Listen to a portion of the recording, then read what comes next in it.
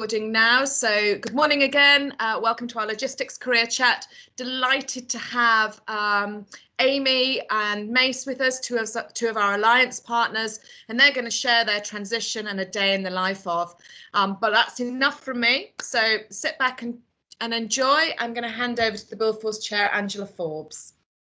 Good morning, everyone. Thank you for joining us again this morning for what is our third logistics virtual career chat. So these have proved highly popular and we're getting an incredible amount of views once they're posted online. So I will pass over to our speakers to get ourselves started. Our first speaker is Nicola Blake from Amey, and then we'll hear from Jay Trainell from Mace. So I'll hand over to Nicola. Okay. Thank you, Angela. If I just upload my slides, hopefully everyone can see them and my IT ability doesn't let me down. Can everyone see that? We can, yes. Yeah. Green at the moment. Sorry? Yeah, brilliant. There it is. Yeah, no, that's good. Wonderful.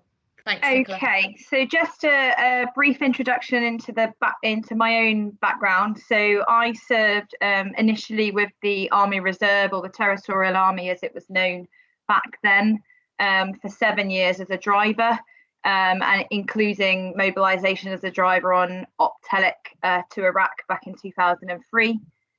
Shortly after that tour, I decided to join the regular army and went through Sandhurst as an army officer. And then spent 10 years as a regular army officer in the Royal Logistic Corps, including 2 tours of Afghanistan on Op Herrick 10 and 12. After completing 10 years service, I decided that it was about time for me to leave. Look back on my military career with very fond memories. However, I decided I was probably around the age to take the experience I gained in the military and put that to a career outside, and I felt it was probably the right time for me personally. A key point to note is I'm not a graduate, so I went through the non-graduate route through Sandhurst, and probably held me back slightly in the military, but I wouldn't say it's held me back at all since leaving. So I felt key to point that out. On deciding I was going to leave the military, I accepted my first role, which was on a advanced graduate program with Royal Mail at the time. So basically they were running a program that took people from middle management level roles, of which kind of any of our people management roles within the military are, and basically took them into depot manager roles within Royal Mail. So I started off running one of their depots in Woking in Surrey, which had 120 frontline staff and 2 managers, and essentially it was just a normal delivery office. So we had small vans and postmen and women that went out and delivered your normal postal items, parcels, etc., out to residences across the Woking area. I think probably key to mention that the majority of jobs I've done are going into underperforming offices, where they have large numbers of kind of behavioural issues, and trying to put changes in place and guide the office through those changes to make it better, both for the front line and for the bottom line for the business itself. After around 12 months in Woking, I was moved to a bigger depot in central London, whereby we ran the whole of the sort of SE1 postcode, which is basically where the Shard is. It's also where a number of the press headquarters are, and some other key kind of buildings of interest, which, you know, you don't want to be upsetting those people and not getting them their mail, because you'll be on the front page of the Times the following day. So quite a lot of pressure in that role. 200 frontline staff, 5 line managers, and it was a 24-hour operation. Key to mention that London is also one of the areas of kind of union stronghold for Royal Mail.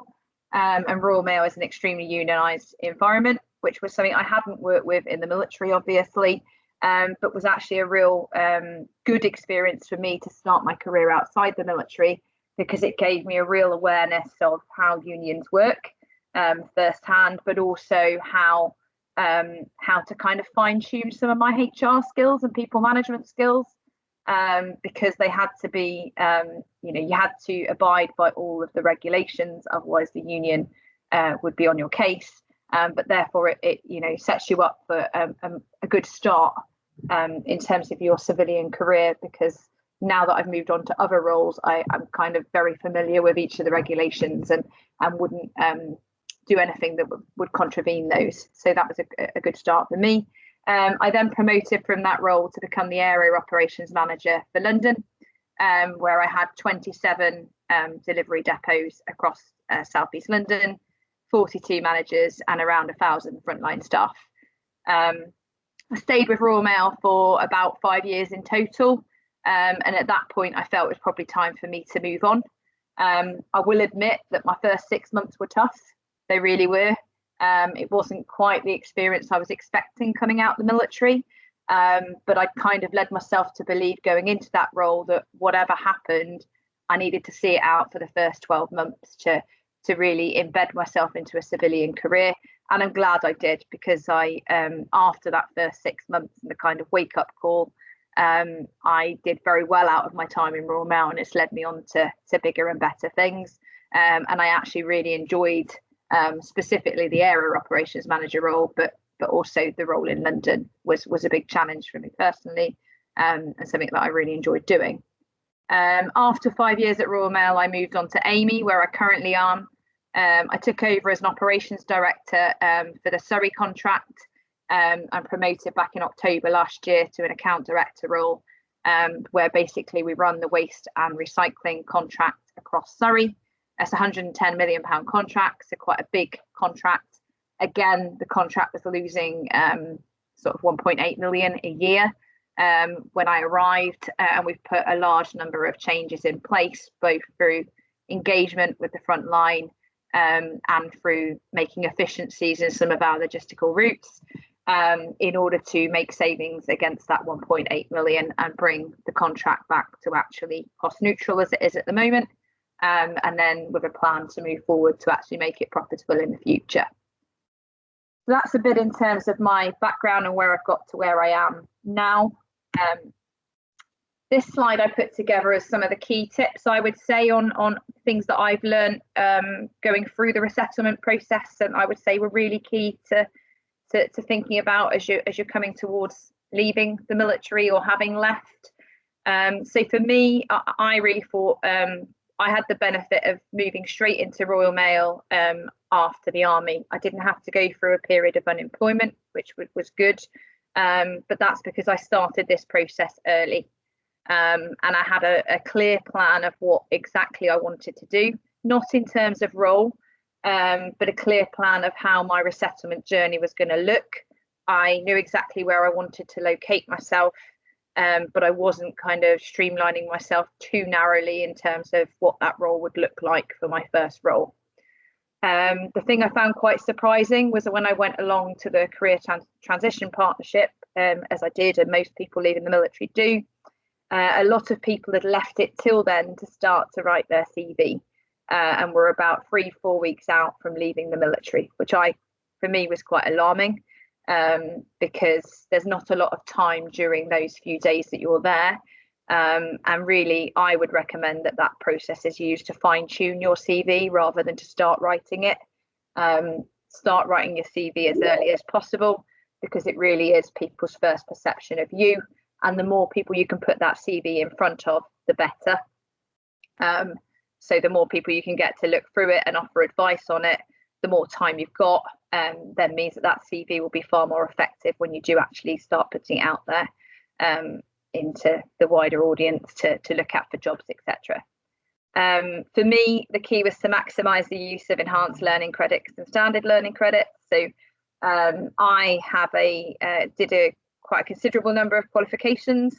I used the money really well. If I'd have done those courses in London where I live, I'd have probably got 1 or 2 courses, but because I chose to travel up to Newcastle and Scotland and places like that, I could get 8 or 9 courses for the same money, and obviously the military was paying for my accommodation and travel, so there was no real inconvenience to me apart from the time away from home.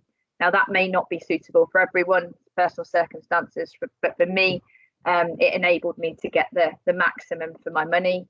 And I would really recommend using every single penny that there is available in terms of those learning credits. Have a think about the line of work you want to go into, but also think of second and third options, and anything that you can use those credits to upskill yourself with will be a benefit. Also look at military courses. So for me, I did my IOSH Managing Safely, which the military offer, not as a resettlement course, but there are courses like that, Prince 2, things like that, that you can get through the military without having to use up your learning credits, and will benefit you in the future. Look at the courses that everyone asks for. So in logistics, you're very unlikely to land a role in logistics without a CPC qualification. You're unlikely to land a role that involves people management without some sort of IOSH level Managing Safely qualification.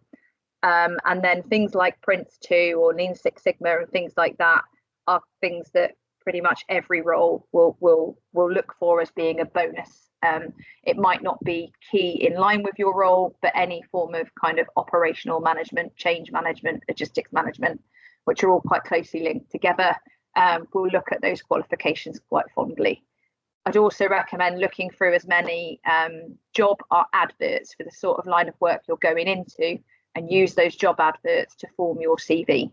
Look at those adverts and see the key skills they're looking for, and then think of examples where you've put those key skills into practice in your military career, and include those in your CV, but also make sure that you've got the qualifications that those sorts of jobs are asking for when you're going through this resettlement process. Everyone talks about the drive towards networking and the real importance of it, because a lot of jobs aren't filled through advertising and actually at interview. A lot of jobs are dealt with through kind of who you know. So target people in your own network for coffee chats and CV advice early, people that you know that have left the military previously, people through Build Force, people that you connect with on LinkedIn. Most people would be more than happy to give you 10-15 minutes for a coffee chat, or half an hour to have a quick look through your CV and see if you're going along the right lines.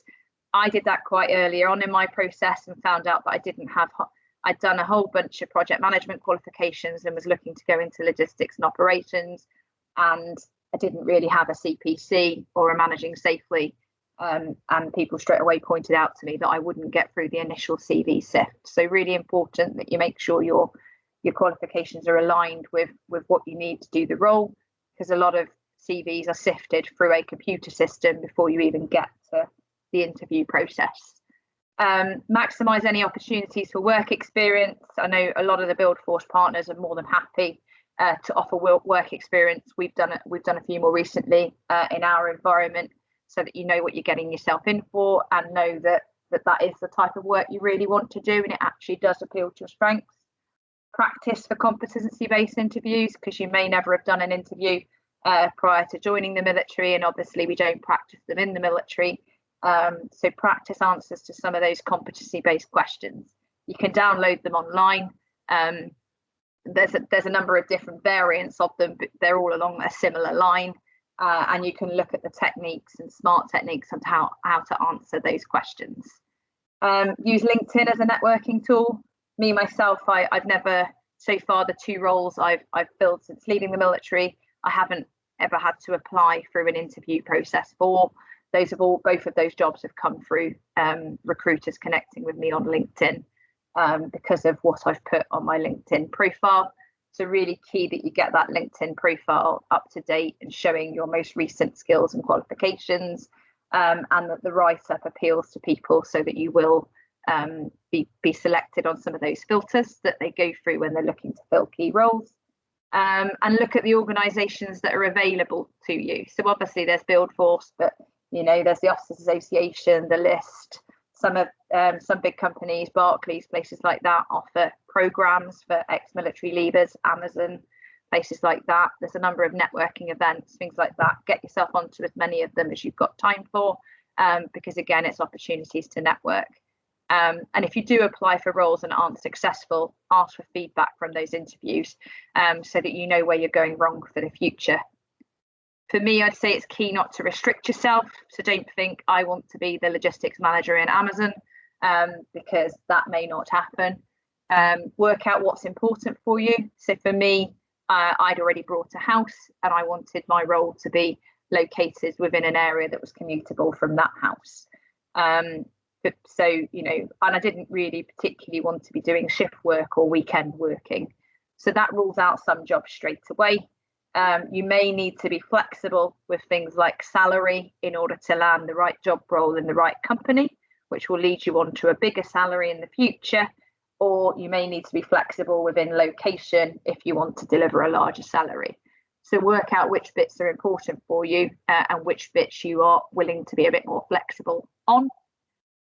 And identify, you know, a large range of employment sectors. So for me, don't just, having been a logistics officer in the army, doing logistics would have been the common sense, but, you know, also look at things like project management, operational roles, that sort of thing, and you know, have a wide range of ideas of roles that may interest you to look at in the future. Connect with others within these sectors on LinkedIn. Because a lot of recruiters will, or HR, some of the big businesses will post roles on LinkedIn, and then you'll get to see them earlier than you may have noticed them through various other recruitment channels. And a lot of people don't use your sort of standard recruitment agencies anymore. They do in-house recruitment. Therefore, the more exposure you can get to those roles, the better. And you'll only get those through connecting with recruiters or joining their mailing lists and things like that. And as I said before, ensure your resettlement training courses are aligned towards the job descriptions for the roles that you want to apply for. And then lastly, kind of know yourself, know what you're looking for. Don't come across as being too cocky. You want to be confident but not arrogant. Whilst the army teaches you are the best thing since sliced bread, and you've got all these great skills, which is fantastic. You have to go into those interviews understanding that a lot of civilian roles seem to believe that in the military we ask people to do something and they just do it, which is, everybody knows that doesn't happen. But they will ask, you know, challenge you around those areas. I was asked a lot how I would handle people saying no. And what I would do to kind of encourage people to perform better. Be prepared for those sorts of questions.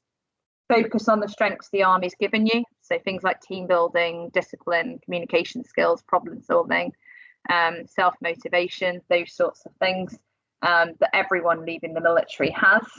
And, you know, don't expect to land the first job. Expect to get a couple of knockbacks on the way, but get feedback from those and learn from them in order to ensure you go into the next role with the best preparation possible. In terms of sort of logistics and operations management, so I think that the key reasons I would suggest for people to look at it as a career for the future is most military leavers tend to have experience managing people or equipment of some form. So I don't know anything about the parcel delivery sector or waste that I'm currently in, because the field's not important. I'm pretty confident now that I don't particularly look at roles for what field they're in. I wouldn't be looking for my next role to be in parcel delivery or waste. There are, you know, facilities management. There's hundreds of different fields out there which have operational roles in them that just involve managing people and dealing with equipment of some form, which is something we've all done in the military in you know, various guises, and therefore something that we can all lay our hand to outside the military, even though we may not have years of experience as a, you know, postman in Royal Mail or years of experience collecting waste with Amey. And that sort of area doesn't really bother us because actually in the military we move around quite often. And we have to learn new skills and new relationships and new jobs really quickly and get on top of it in order to be the best version of ourselves in that role, and then to ideally promote or move on from that role. So we're very good at picking up things quickly. We're very good at building relationships. So that's the sorts of things you need to sell yourself on when you go into an interview, rather than focusing on the experience you don't have in that particular field. Because ultimately, people and vehicles or people and equipment are exactly the same, irrelevant of what those people are doing. Play to your strengths, so things like team building, crisis management, and our kind of adaptability to change, because we've done that for our whole military career.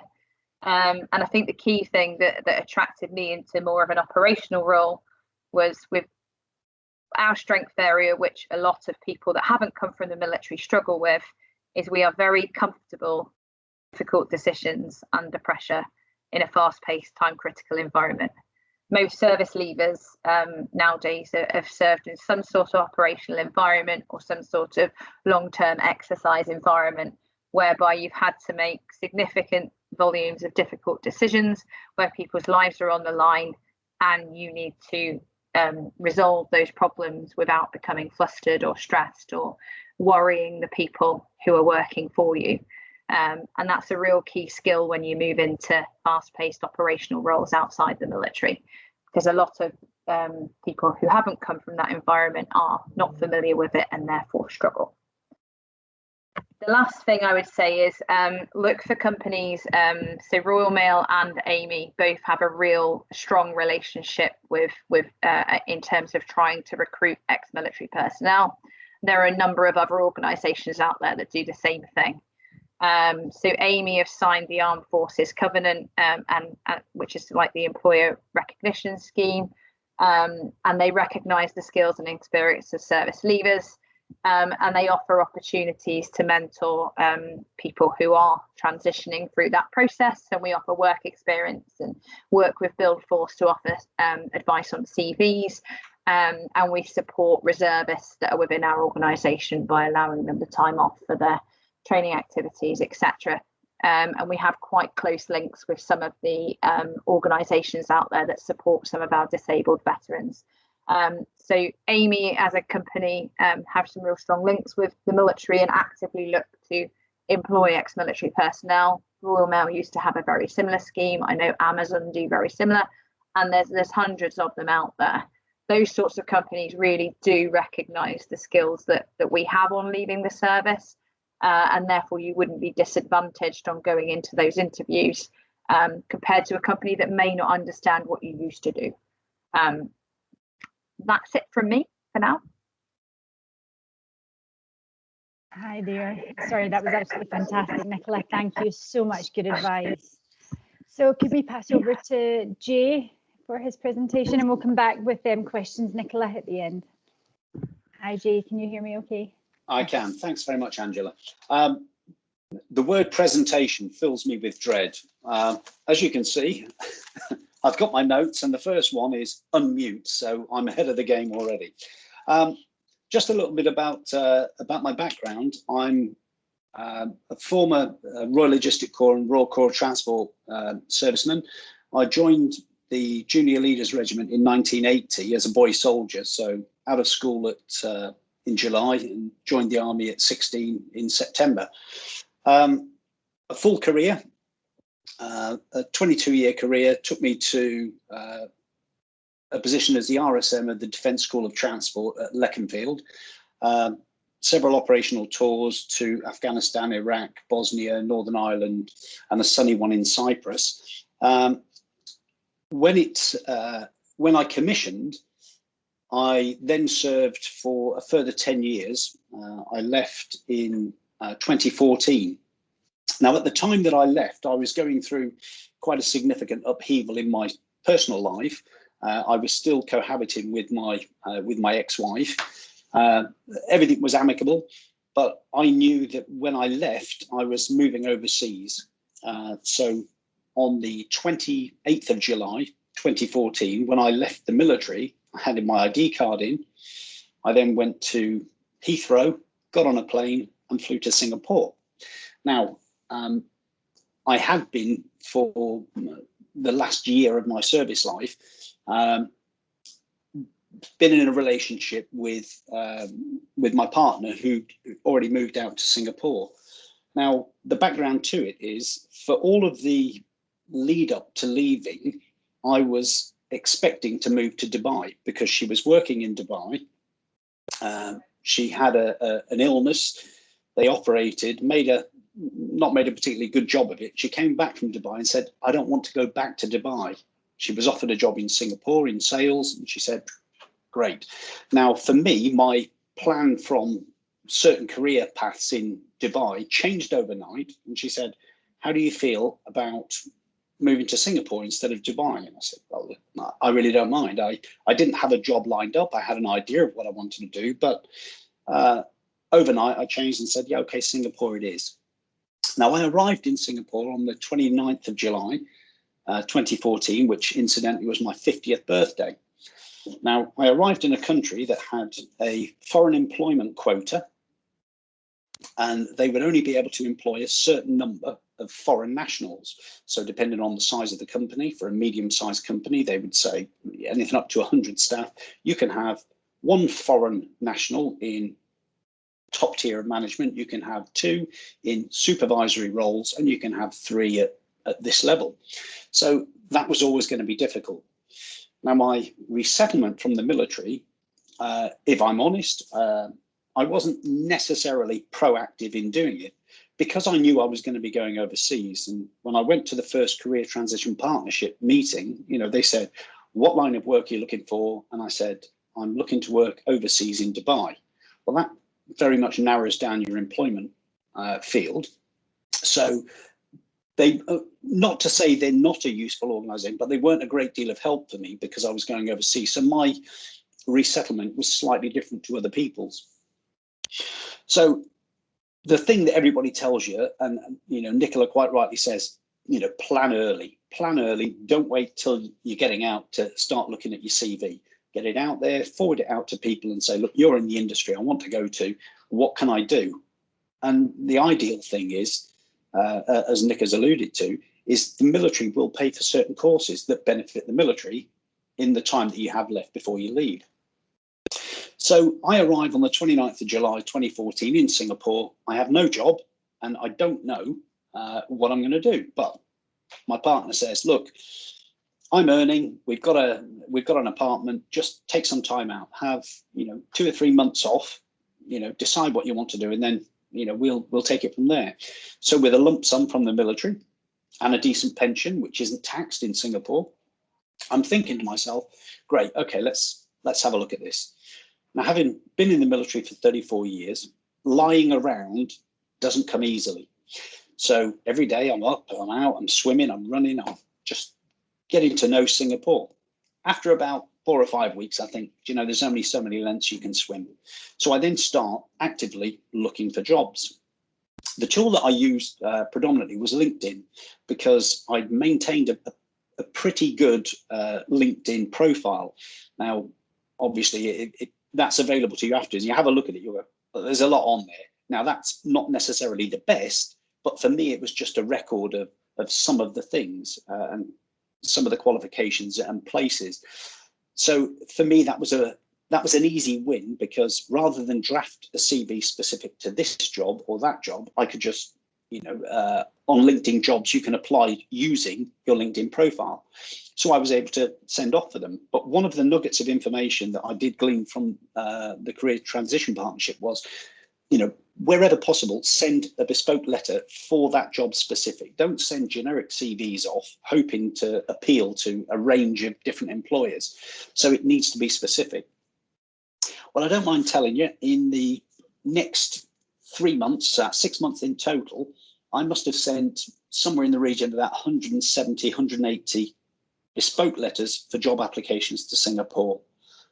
I didn't receive a single confirmation that they'd even received the letters, the emails, not one. Not a single company came back and said, oh, yeah, thanks very much, you didn't make it through the filter. My partner said, I can't believe it, how do you get up every day and keep sending the letters? And I said, well, you've just got to stay positive. I said, I know my value, I know what I can do, I know what I'm capable of. I said, I just need an opportunity. Now, the confidence, and again, Nicola mentioned this, you don't want to appear overconfident or arrogant, but sort of 34 years of military service, equips you pretty well for most eventualities. So my feeling was always, if I can just get a foot in the door, if I can get an interview somewhere, I'll be fine. And I was confident that that would happen. So 6 months and 14 days, I get an email that pops up that says Dulwich College. There's a job application and it's for head of operations. Now, Dulwich College is an educational franchise. They have, I think there's 8 or 9 out in the Far East. So the Guangzhou, Beijing, Seoul, Singapore was the latest one. So I sent an application off with a bespoke letter. I get a reply back. We'd like to come in for interview. Fantastic. So I went to the interview. Interview went very well, came back. How do you think it went? I said, I think I absolutely smashed that out of the park. Great. I get invited back for another interview. I go to it. That's slightly more tricky because they're looking into a bit more detail. And again, as Nicola picked up, that perception is, but they're used to doing what they're told and being told what to do. And what happens if this, what happens if that? Well, yeah, I was fairly direct and I explained it in sort of no uncertain terms how we deal with that sort of thing. And I came back and I was asked, how do you think the interview went? I said, well, I'm not quite sure because, there was somebody on the interview that just, I'm not sure whether I sort of struck a chord with them or not. Anyway, I get invited back for the 3rd round of interviews. There's 2 candidates left, and then I'm invited to go and speak with the headmaster. Great. So I'm working at Dulwich College, Singapore, as head of operations. A great job, loved it, and added value. It was all the sort of stuff that, everything that's not educational belongs to the head of operations. So it would have been the security, the transport, the fire, the catering, everything that was non-educational was my bag. After 2 years in Singapore, we decided the time was right to move back. The aspiration to go over there and earn a king's ransom and then come back and develop properties wasn't quite working because as fast as we were earning it, we were spending it. So we made the decision to come back. I got in touch with a number of people, including my sister, who's a recruiter, and said, look, I'm looking for a job back in the UK. I said, I'm looking at project management roles. I'm looking at logistic roles, several options. Now, in my resettlement, the only 2 courses I did were Prince 2 and APMP, project management. And I did those because I wasn't quite sure what line of work I wanted to go into. At a time, it was going to be in the adventure training, coaching, training, and delivering adventure training. So there weren't that many courses that I didn't already have that would have benefited me in that line of work. So armed with this, I get a call back from my sister and she said, look, I've got a Skype interview with you with a company called Mace. Do they make that pepper spray? No, it's a construction company. Okay, now, what do I know about construction? Probably when I was 15 years of age, I made a birdhouse and the Fair Housing Committee condemned it. So my background wasn't in construction, but I did know about logistics. So I have a Skype interview and I'm very fortunate that one of the individuals that interviewed me on Skype was a gentleman called Peter Walsh. And Peter Walsh was ex-RLC, RAOC, was a bomb disposal officer.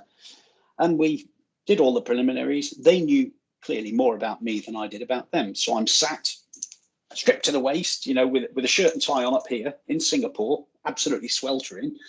And, they asked a variety of questions about logistics and what job I was currently doing and timeframes and the usual sorts of questions. But then it's sort of, I understand that you're ex-military. Yes, that's correct. Yeah. And you served for 34 years. Yeah. Oh, right. In the RLC. Yeah. So you'll know this guy. No. What about this guy? No. This one? No, never heard of him. This one? No. And I was thinking, oh no, this is not going well. I'm going to appear a bit of a Walter Mitty here. And then a name came up that we both knew. That was it. We went off on a tangent. We discussed operations and where we'd been and people that we'd met. Then they reined me back in and we got back into the subject of Mace and construction logistics.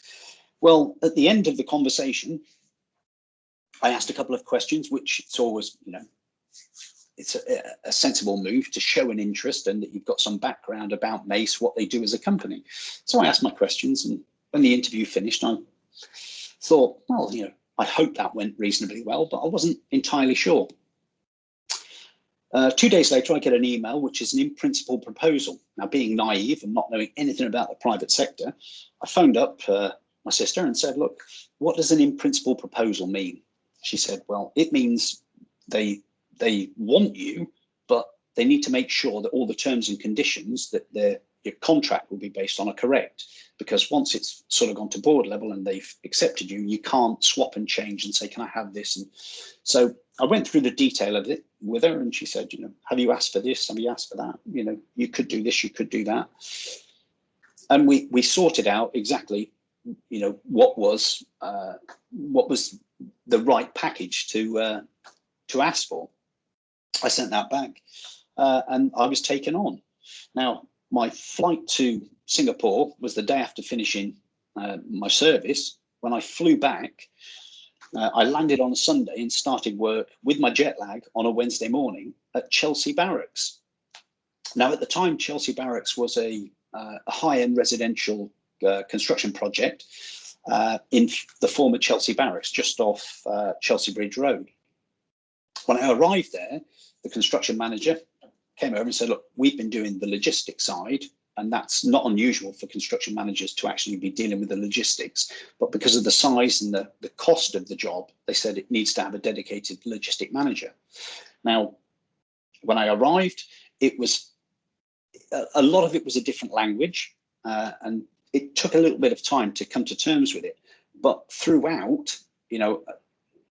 the ideas of man managing, briefing, communications, getting the trades on side and forming relationships with the trades was key to the sort of successes in that area.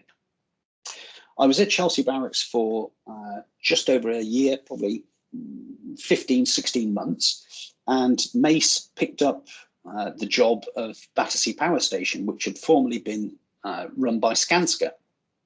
So Mace took over the job, and I think from a standing start, there was probably a requirement to get about 200 staff in a very short time, because we were going to take over in place from, or a relief in place, as military people may understand, from Skanska. So I was called in for an interview, and they said, look, this job's up and running. We've got a bigger job on the horizon. It's a 5-year project. Would you like to go across to Battersea? Now, because of the longevity of the job, that was one of the things that appealed. But there's also an element of, well, I'm comfortable where I am. I've got it running how I want. The trades know me, I know them, and it's working well.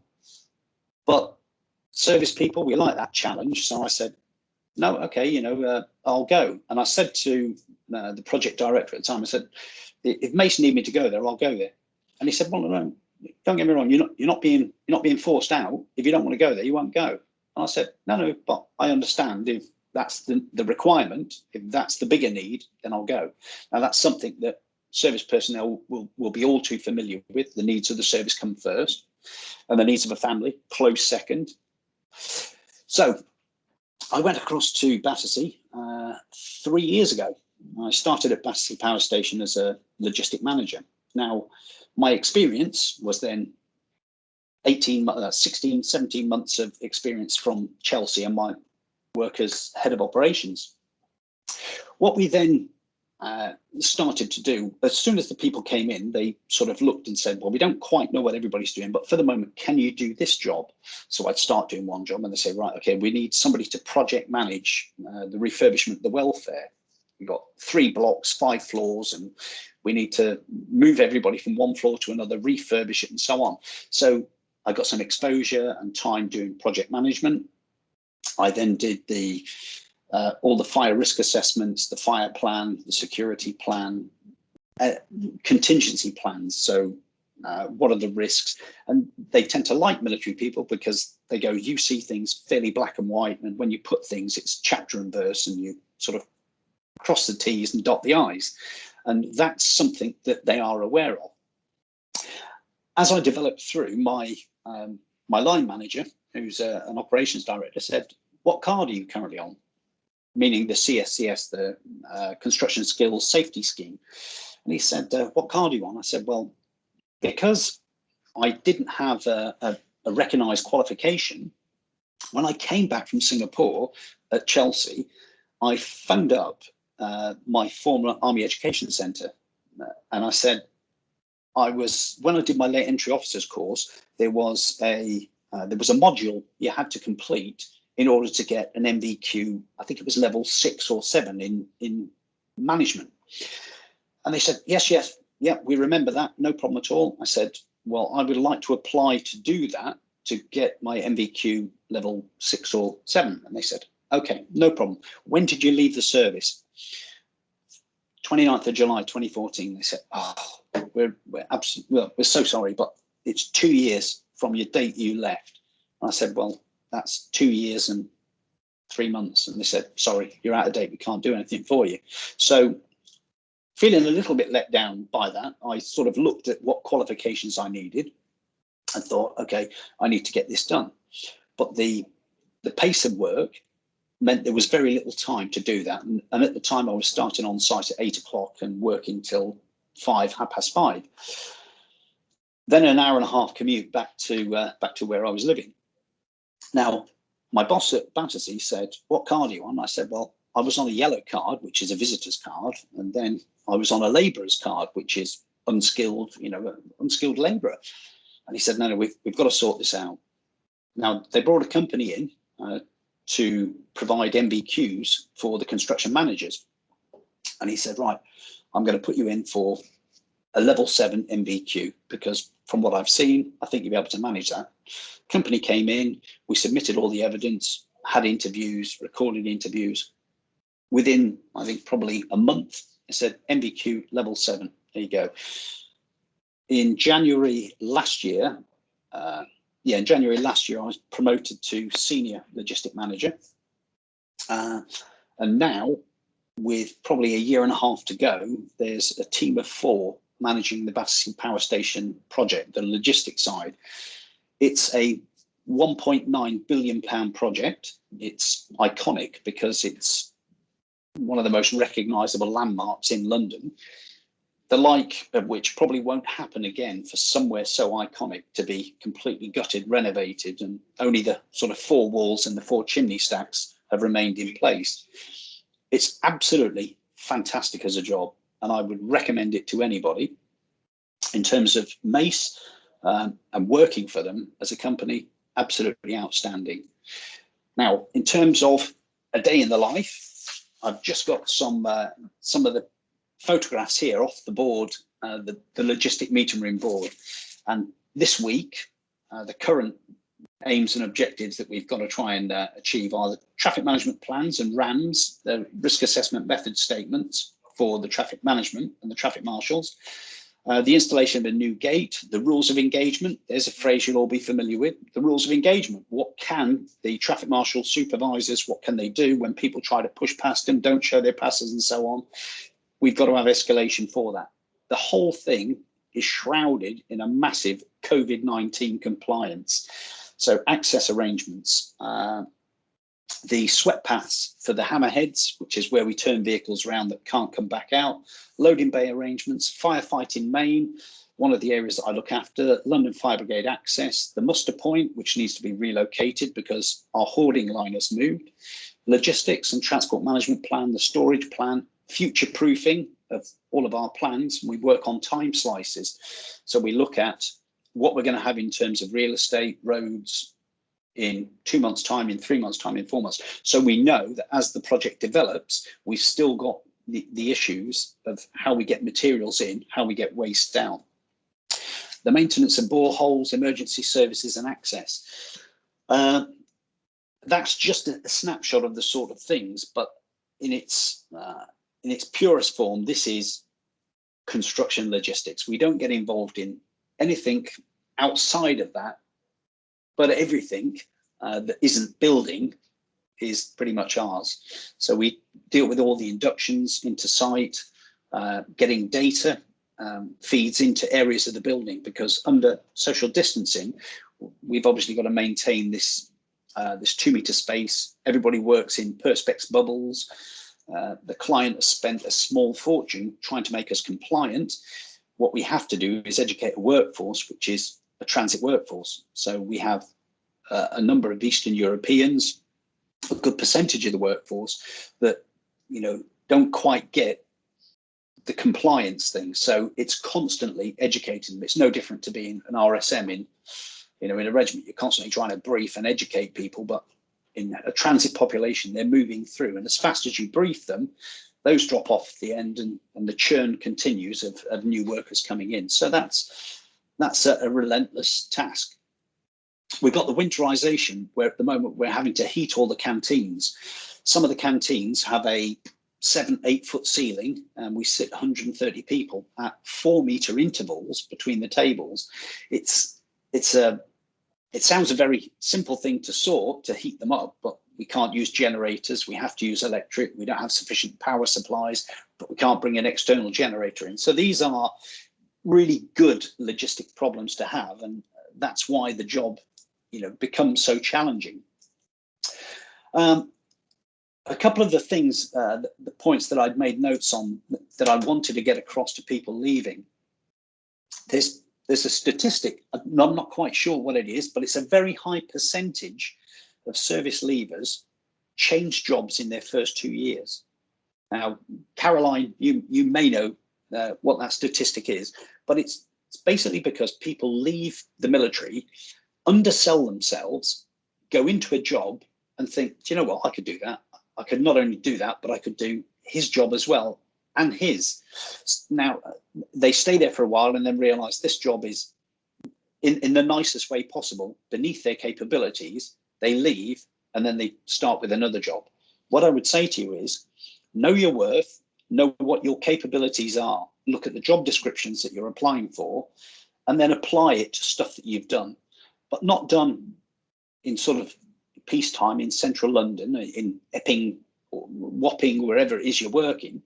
But think of the work that you've done on operations or in high tempo, dynamic environments that you've had to work, and think, yeah, I could, because there's a bit of stretch capacity there. If you've done it on operations, the chances are you could probably do it anywhere in the world. So don't lose heart, be confident, but not overconfident. Understand how your skills are transferable. The stuff that we do in the military collectively is remarkable stuff. It's done by ordinary people, but it's remarkable. And when you explain that to a civilian that thinks we get up in the morning and we do some marching up and down the square, we do some shooting, we do lots of shouting at each other, they don't realize how complex the service, the three services are, and the joint service, how much work they do and how much of it is relevant to what they're doing in their business. Nobody joined up to get rich.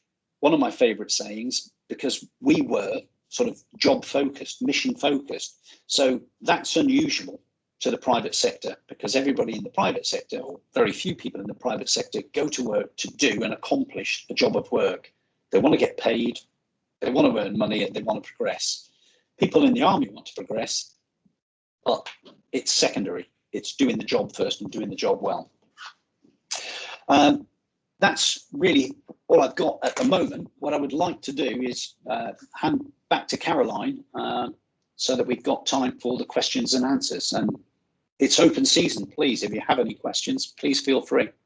Hi there, Jade. Thank you very much for that. If I could ask Nicola to put her camera on. And I believe, Jade, you're joined by Michaela Dodd. Is that right? If Michaela's hi Angela, sorry, yeah, it's Michaela. Oh, Michaela, sorry, Michaela, you're right. I'm used to it by now. No, I just didn't know if you wanted to take the opportunity just to explain your role or the importance of the military guys within Mace. Yeah, I mean, I'll keep it brief, but in short, my previous director, Christian Moffat, actually started the initiative, to be honest with you. He sort of found a few great individuals that he'd met at Build Force events and similar insights events, brought them into the business and thought, hang on a minute here, we're missing a trick. So that's when we started to work with the employer recognition scheme and sort of see, you know, what we could do in that space. And from there it grew. And I came back from my first maternity leave, and he was kind of at the point of saying, look, I think you'd be the right person to hand it over, because I had, you know, family in the military, and I understand a lot of what is done in the army isn't necessarily what the general public think, and could see very clearly what the transferable skills were. So he handed it over to me, and at that point we already had a strong relationship with Build Force. We also do a lot with the Career Transition Partnership by way of people coming to site to get work experience for short term, for up to a year. And also we do, you know, tours, mentoring scheme, all the good stuff that I'm sure, you know, Nicola will say, Amey are doing in parallel. So we've recognised very clearly that there are areas of our business that it's easy to transition ex-service people into. Obviously, logistics being one of them. A lot of work that we do in the defence area. And in our, you know, we have M-Secure, which obviously specialises in secure environments. So they're easy wins. But I think with that, the work we've done in that space, that's expanded. And then we have lots of people, Caroline Lassen being one of them, who's one of our directors in our consult business, who has said, actually, you know, now some of the best people I've got in my you know, in my area of business have got a, you know, a military background. So she's a great advocate for saying, look, let's not go down one route of these individuals can do this job. Actually, let's look at all the other things that they can do because of the transferable skills they have. So I think when it, you know, we're in a great place. Last year we finally got our gold award for the employees recognition, which was fantastic. But also we are now looking at sort of doing a little bit like an onboarding for people that come straight from the military, and that kind of some of the gaps in their skills that we can sort of fast track for them, because we've got that knowledge of the people who joined and said, do you know what, my first 6 months was bumpy, a bit as Nicola said, you know, it's kind of, I'm here and it's not what I expected, but you shouldn't let that deter you. And I think, you know, the people that are here, you know, at Mace now are really keen to do a soft landing for people. So that's something we're really pushing. Unfortunately, 2020 has sidetracked everybody and everybody's plans, but definitely for 2021 we want to have that in place, so it's a very clear bespoke onboarding for people that come from the military to get them job ready, particularly because we place a lot of people in client environments very quickly, because that's where we earn our fees in the consult business. The one challenge I would take the opportunity to raise is that our board sponsor is Mark Holmes, and he's also a big driver on our diversity and inclusion policy, and I think that's the one area we struggle. We've got some fantastic individuals from the military, but I think we could do with a more diverse candidate base, because at the minute we've got, you know, the best of the best, but they generally tend to be white males, and that's sort of, you know, that's great, but if we could just broaden that candidate base, I think that would be the cherry on the cake for us as an employer. But yeah, hopefully I've given an introduction as to what I do in that space. No, you have, Michaela, and I think Build Force have placed some of our recruits within your consulting business, and they absolutely love it. So we're hearing firsthand from them just how well they've transitioned over. And do Mace, are Mace recruiting at the moment? Do Mace offer work placements to some of the service leavers and veterans? Yes. Interestingly, actually, I know we've mentioned briefly the Officers Association. I had a really positive conversation with them a couple of years ago about early engagement, focusing a lot on the diversity, but we discussed the potential of doing an insight day, because we've got two areas of our business that are really starting to push forward. Caroline Lasson's business, which is very much sort of public sector project management, and then also we've got a huge amount of work that we've gone on a defence framework that would create great opportunities. So you've got two sort of senior hiring managers there that are saying to their teams, let's really capitalise on what we know of people with their service backgrounds and let's move forward. So I think in the next 0 to 6 months there's going to be a raft of sort of quite steady opportunities that will come from Mace. So hopefully there'll be some good engagement there.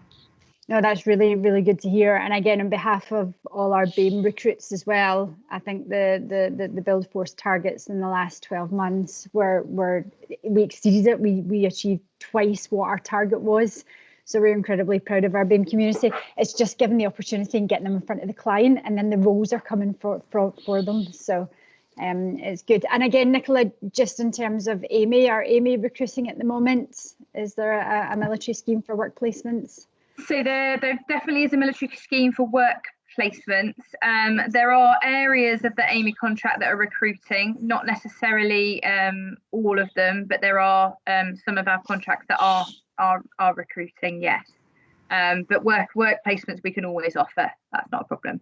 Okay, so to anybody listening, if I could ask if you could just contact Caroline Logan in the first instance, and then she'll be able to refer you over to the contacts within Amey and Mace.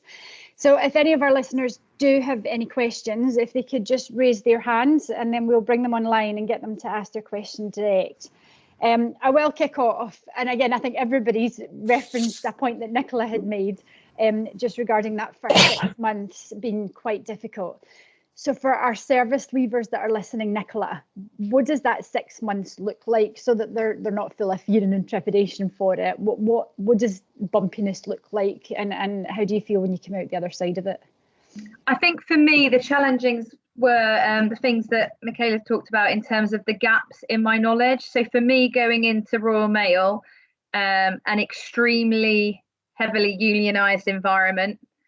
So that was a challenge from day one, dealing with people that perhaps weren't aligned in our objectives, let's say, to put it politely. So that everything, even the smallest of change became a challenge, which later I think has really added to me personally. But in that first 6 months, I was like, why am I having to chat to you about changing a red chair to blue? Like, come on. Let's be reasonable here, guys. So that side of it was a bit strange. I would say I think for me, what I found strange was most people in the army want to promote. So most people in the army give everything 100% from day one, hit the ground running with their eye on doing the best they can in that role to move on to the next one. Thing I found quite strange in Royal Mail, and it's the same in Amey, took me a while to get my head around, was how you motivate people that don't want to move on. The frontline guy that wants to be a postman for the rest of his life and doesn't want to be a manager, or the manager that wants to manage, does a great performance with 20 guys in a tiny little depot that could definitely step onto something bigger, but doesn't want to. So getting my head around that took a while, and was a bit strange. And then I think it's just kind of in an operational role, no day's the same. And that's the same in the military, but there's no pattern, there's no, and you kind of have to be a bit flexible in the way you work, how you work, the hours you work, and what you're kind of putting in at the beginning in order to hit the ground running. And not everyone, a lot of your peers will have been in the business for a long time. So not everyone welcomes your arrival, which is what I found. So a lot of people will have worked their way up from the bottom, will have come in at the front line and worked their way up, as same as kind of a late entry commission route. And you come in halfway into that process, which, as an army officer, you're very used to. You're very used to that conflict of coming in halfway along the programme and kind of jumping loads of levels. But you're not kind of used to that in the civilian world. So you go in and think, well, why won't that person who's managing another depot show me how they do it? Well, they won't, because they want to keep that information to themselves because they don't want you to go past them. And it can be a bit competitive. So it's trying to form those alliances early with other people that have come in the same time as you, other military leavers, getting yourself aligned with someone within the business as a sponsor maybe, or a coach that you can kind of align yourself to understand where you go, and not just always your boss. And for me, I don't be frightened to ask questions. So there's, you know, loads of abbreviations in every organisation. So I would literally every day I'd write myself a list of all the things that had confused me or I wanted to ask about that day. And then when I next saw my boss, I'd say, right, okay, can we have 20 minutes? Because I want to ask you about all these things. And he said, I thought I was probably annoying the life out of him from day one. But actually, he said the opposite, because he said within a month, I knew probably more than some of the people that had been there longer periods of time, because I wasn't frightened to ask. And it showed that you were interested and you wanted to learn, rather than just kind of biding over and going, oh, well, I've only been here 2 weeks, I've only been here a month, and then 12 months down the line still saying you're new, and actually you're not really. So it's just, don't be frightened to ask, and seek out those relationships from people that have come from a similar background. No, that's nice. It might not be exactly as you expect, but don't jump at the.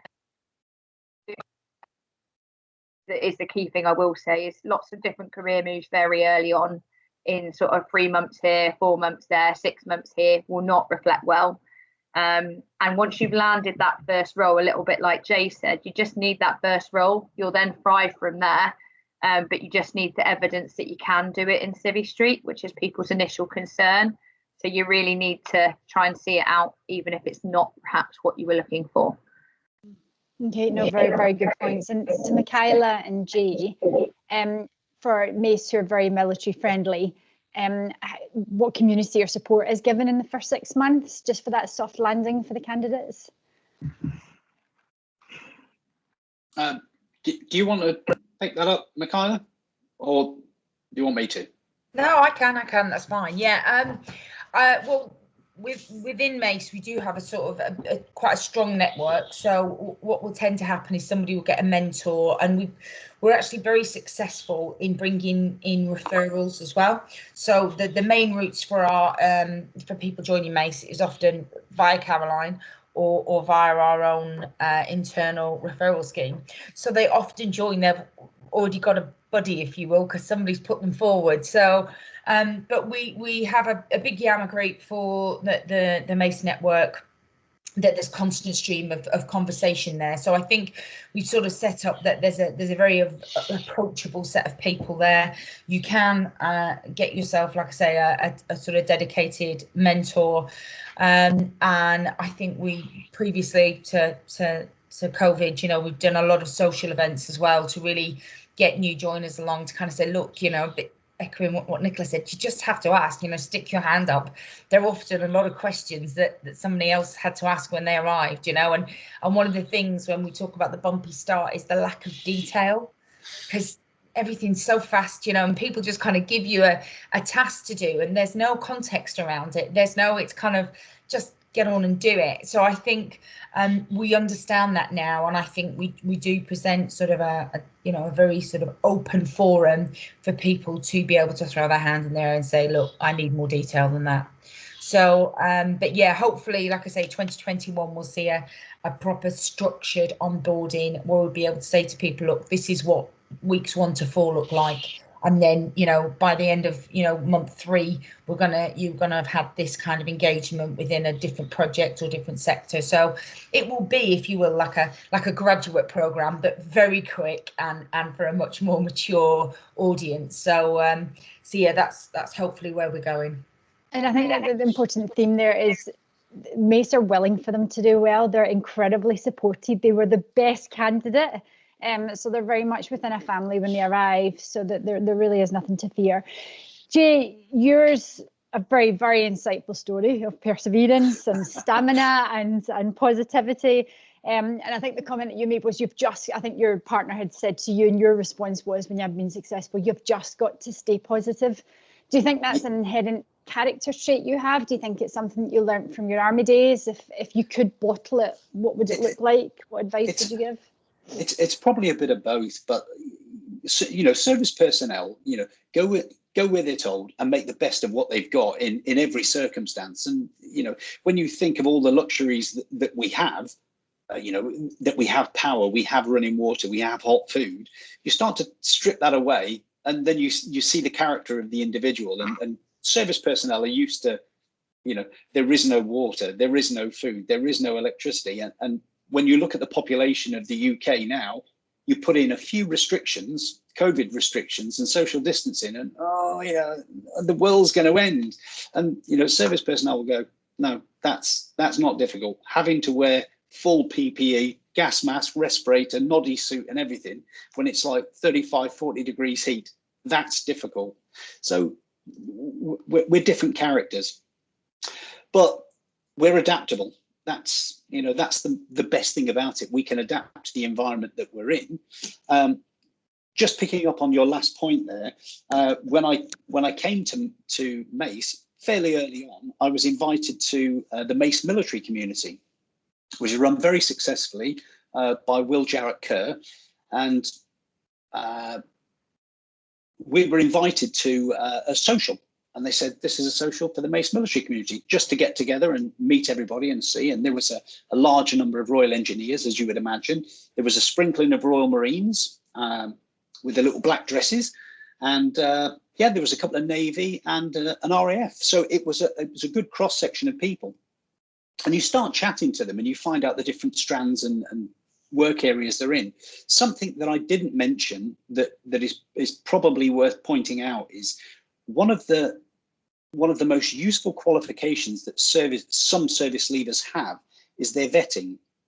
Because when Mace are bidding for defence work, if they said, okay, your project manager and your supervisor and this, that, they've all got to be DV, they've all got to be PV, whatever their security vetting is, for any other company to say, right, okay, well, the vetting process is going to take 9 months, and this is, but if you have a database of project managers that are DV or SC, whatever their security clearance is, you're ahead of the game. And Mace understands that and says, this is a valuable qualification. Don't lose it. Don't let it lapse. Let's try and reach out to people that may have this through groups. There's a LinkedIn group, I think, called DV, Use It or Lose It. But there's several things like that. And when they're looking for work, it is a useful qualification. Can I also, just going back to when Michaela was speaking earlier, the conversation that you had with the officers club, when was that, Michaela? It was 2 days ago, Jay, not 2 years ago. Thank you for pointing that out. No problem at all. It's only that I know you're on top of it and you're ahead of the game. And I just, when I heard it, I thought, no, I'm sure it was 2 days ago. It was 2 days ago. Thank you. No problem. The final point is that when I ended up in Singapore with nothing and sort of no career path or anything, the first place I looked was online for British Legion, Royal British Legion. Is there an office in Singapore? I couldn't find anything. I thought, okay, let's look on the different organisations. But I looked on Remembrance Sunday. So put 11th of November, Kranji War Memorial, and straight away this organisation called Sandbag came up. And Sandbag is ex-military expats.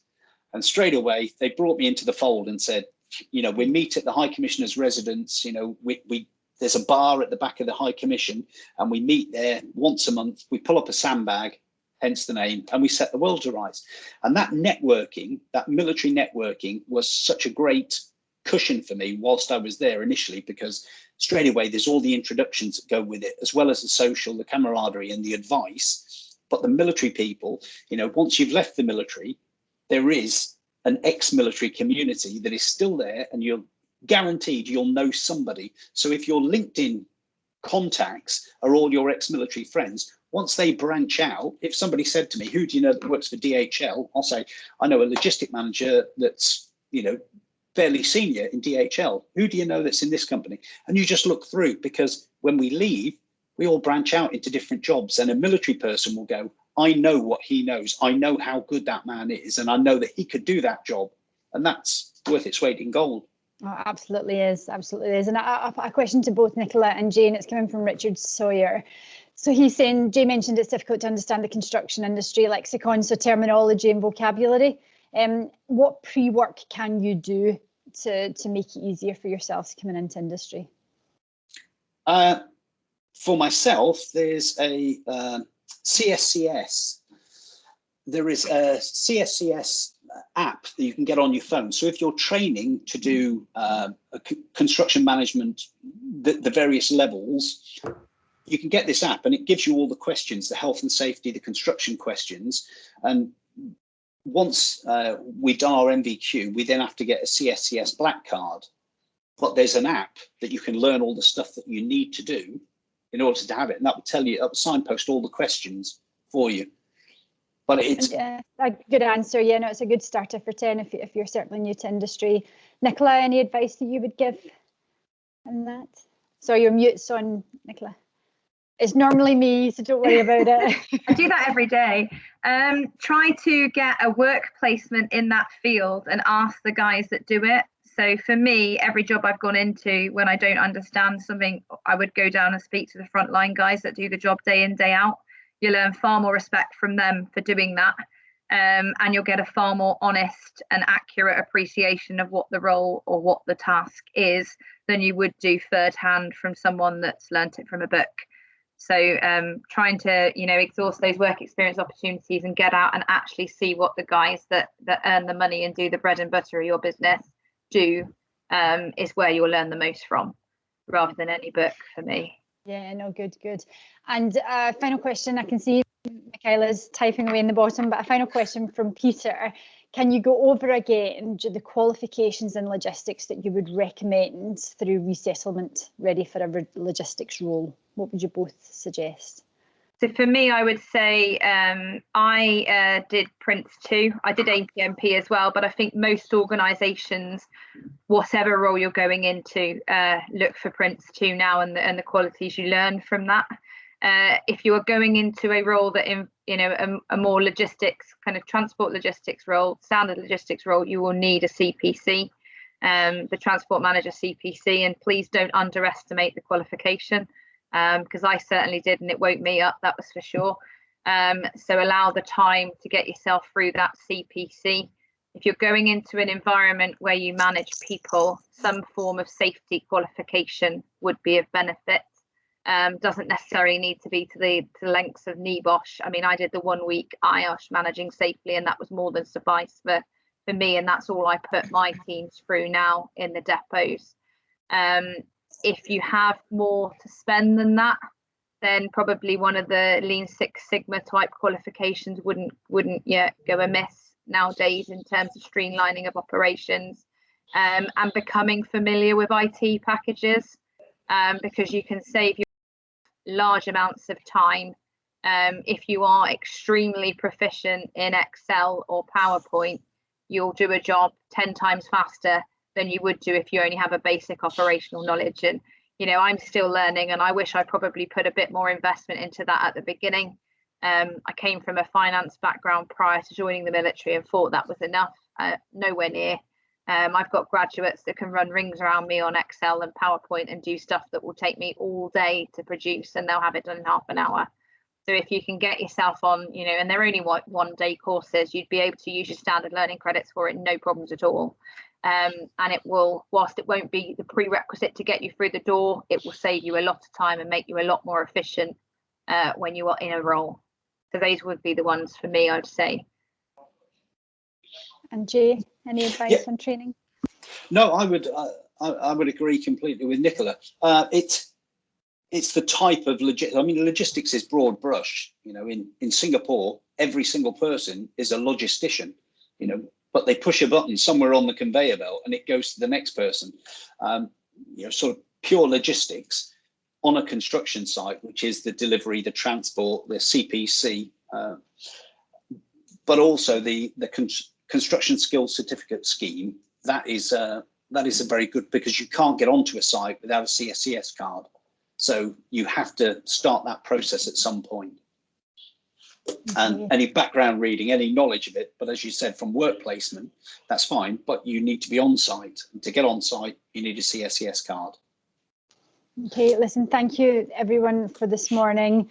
Between Jay's positivity and focus and Nicola's exceptional advice around be organised and use your courses and the importance of them.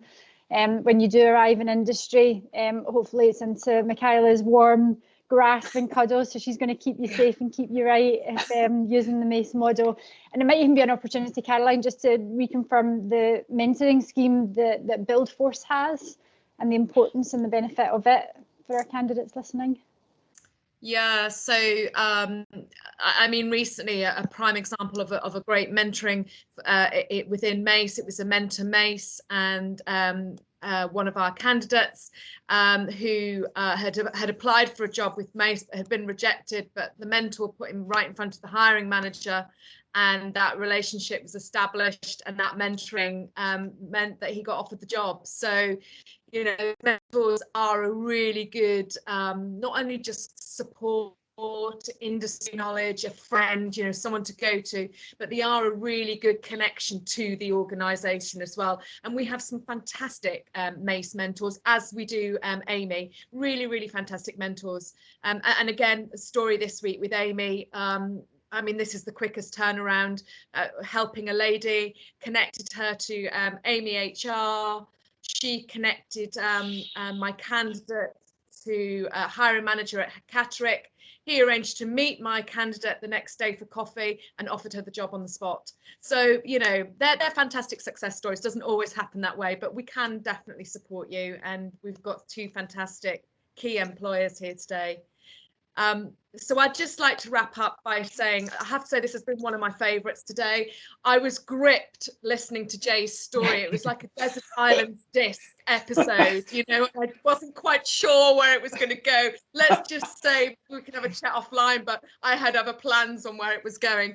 But fantastic story. And Nicola, it's always inspirational to hear from a woman in construction, and that is a passion of BuildForce, being led by two women ourselves. You know, we're keen to support more women into the sector, so thank you so much for joining us today.